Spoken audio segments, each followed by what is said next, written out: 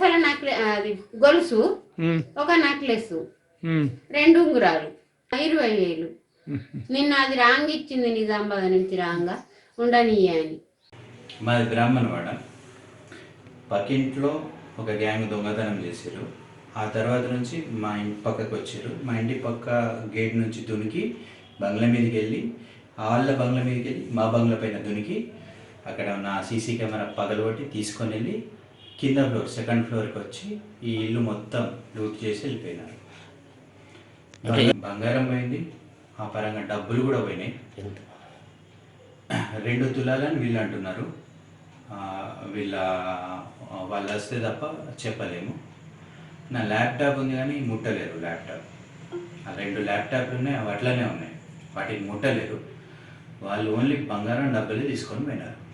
మాది ఒక ఇల్లు, పక్కన రమాండి వాళ్ళది ఒక ఇల్లు, వెనక కొమ్మటోళ్ళు ఒక ఊటూరు వాళ్ళది ఒక ఇల్లు, ఇక్కడ 3 ఇల్లులు. ఇప్పుడు ప్రస్తుతానికి తెలిసినైతే 3 ఇల్లులు.